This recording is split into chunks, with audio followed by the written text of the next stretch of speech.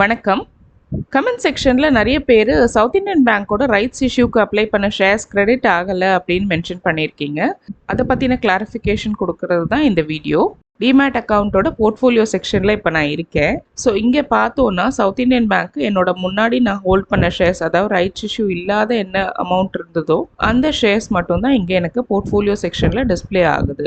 So இந்த நம்பரை பார்த்த உடனே நானும் என்ன நினச்சேன்னா, ரைட்ஸ் இஷ்யூ அப்ளை பண்ண ஷேர்ஸ் எனக்கு வந்து கிரெடிட் ஆகலை அப்படின்னு தான் நினச்சேன். ஆனால் நம்ம வந்து போர்ட்ஃபோலியோ செக்ஷனில் மட்டும் செக் பண்ணாமல் அடுத்தது டிமேட் பேலன்ஸ் இல்லை டிமேட் ஹோல்டிங்ஸ்னு உங்களோட டிமேட் அக்கௌண்ட்டில் இருக்கும். ஸோ அந்த செக்ஷனில் போய் செக் பண்ணணும். ஸோ நம்ம இப்போது டிமேட் ஹோல்டிங் செக்ஷனுக்கு போய் பார்க்கலாம்.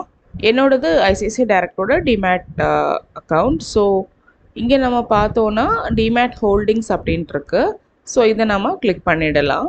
ஸோ இங்கே நம்ம கீழே ஸ்க்ரால் டவுன் பண்ணி வந்தோம்னா சவுத் இந்தியன் பேங்க்கோட இனிஷியலாக நம்ம எவ்வளவு ஷேர்ஸ் ஹோல்ட் பண்ணுமோ அதோடு சேர்த்து ரைட்ஸ் இஷ்யூக்கு எத்தனை அப்ளை பண்ணியிருக்கோமோ அதுவும் டிஸ்பிளே ஆகும்.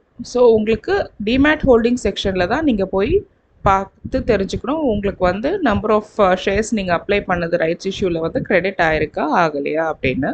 ஸோ இது வந்து நான் ஐசிஐசிஐ டைரக்டில் காட்டியிருக்கேன். ஜெரோதாவில் நான் செக் பண்ண வரைக்கும் ஆட்டோமேட்டிக்காகவே ஹோல்டிங்ஸில் வந்து இந்த ரைட்ஸ் இஷ்யூக்கான நம்பர் ஆஃப் ஷேர்ஸும் வந்து அப்டேட் ஆகி தான் காட்டுது. ஸோ இந்த ஸ்க்ரீனில் நீங்கள் பார்த்தீங்கன்னா ஜெரோதா கைட்டில் நான் காட்டியிருக்கேன். ஸோ சவுத் இந்தியன் பேங்க் வந்து எனக்கு ரைட்ஸ் இஷ்யூக்கு அப்புறம் எத்தனை ஷேர்ஸ் ஆட் ஆயிருக்கு அப்படிங்கிறது இங்கே ஆட்டோமேட்டிக்காகவே டிஸ்பிளே ஆகுது. ஜெரோதா கன்சோல்லையுமே போர்ட்ஃபோலியோ கீழே ஹோல்டிங்ஸ்னு இருக்கும். அதை கிளிக் பண்ணிவிட்டு வந்தீங்கன்னா இங்கே ஆட்டோமேட்டிக்காகவே அங்கே அப்டேட் ஆகி தான் காட்டுது. சவுத் இந்தியன் பேங்க்கோட ரைட்ஸ் இஷ்யூவோட ஷேர்ஸ் கிரெடிட் ஆகிருக்கிறது ஆட்டோமேட்டிக் அப்டேட் காட்டுது. ஹெச்டிஎஃப்சி செக்யூரிட்டிஸ்லேயும் நான் பார்த்த வரைக்கும் காட்டலை. ஸோ போர்ட்ஃபோலியோவில் காட்டலை. நீங்கள் வந்து டிமேட் ஹோல்டிங்ஸ் இல்லை டிமேட் பேலன்ஸில் போய் செக் பண்ணி பார்த்துட்டு அப்புறம் உங்கள் போர்ட்ஃபோலியோவில் அதை ஆட் பண்ணிடணும்.